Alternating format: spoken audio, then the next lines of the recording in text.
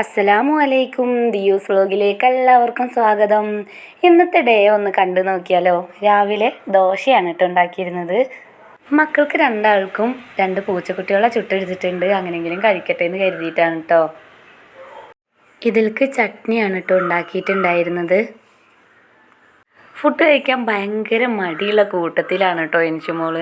എനിക്കും അതെ, അവൾക്ക് കൊടുക്കാനും ഭയങ്കര മടിയാണ്. ഒട്ടും കഴിക്കാത്തതുകൊണ്ട് ഭയങ്കര ബുദ്ധിമുട്ടാണ് കേട്ടോ. അപ്പോൾ പൂച്ചക്കുട്ടിയൊക്കെ കണ്ടാൽ കഴിച്ചോളെന്ന് കരുതിയിട്ട് ഇങ്ങനെ ചുട്ടു കൊടുത്തതാണ്. പക്ഷെ അത് എൻ്റെ ഒരു പ്രതീക്ഷ മാത്രമായിരുന്നു. എൻ്റെ പ്രതീക്ഷ ഒക്കെ അവൾ ഇല്ലാതാക്കി. അവൾ ഒട്ടും തന്നെ കഴിക്കാൻ കൂട്ടാക്കണില്ല. എൻ്റെ കൈയൊക്കെ തട്ടി മാറ്റി. ലാസ്റ്റ് കരച്ചിലായി. ആ പൂച്ചക്കുട്ടിയൊക്കെ എടുത്ത് താഴെ വലിച്ചെറിഞ്ഞിട്ടോ അവൾ.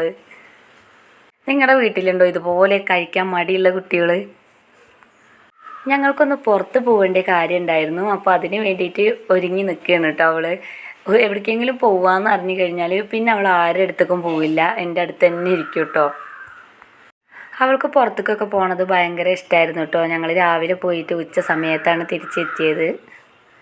വീടിൻ്റെ അടുത്ത് റംബൂട്ടാൻ പഴുത്ത് നിന്നിരുന്നു. അപ്പോൾ അവിടുത്തെ ഇക്കാക്ക കുട്ടികൾക്ക് കൊടുന്നു കൊടുത്തതാണ് കേട്ടോ. അപ്പോൾ അതൊക്കെ കഴിച്ചു.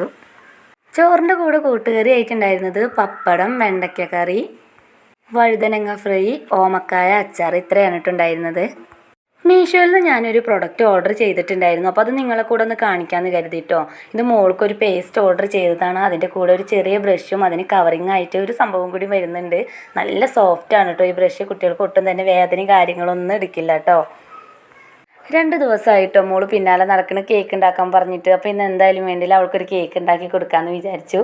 പിസ്തയുടെ കേക്കാണ് കേട്ടോ ഉണ്ടാക്കി കൊടുക്കുന്നത്.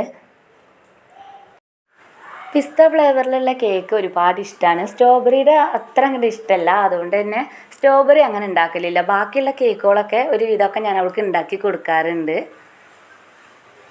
അവളുടെ ബർത്ത്ഡേക്ക് ഞാനൊരു കേക്ക് ഉണ്ടാക്കി കൊടുത്തിരുന്നു. അതിപ്പോൾ 2 മാസമായി. എപ്പോഴും കേക്ക് ഉണ്ടാക്കി കഴിക്കുന്നത് അത്ര ഹെൽത്തി ആയിട്ടുള്ള കാര്യമല്ല. വല്ലപ്പോഴൊക്കെ ഞാൻ ഇതുപോലെ അവൾക്ക് ഉണ്ടാക്കി കൊടുക്കലുണ്ട്.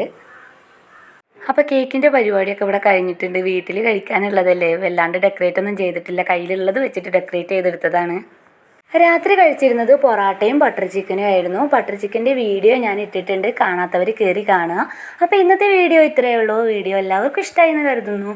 നാളെ മറ്റൊരു വീഡിയോയുമായി നമുക്ക് വീണ്ടും കാണാം. അതുവരെ ബൈ ബൈ.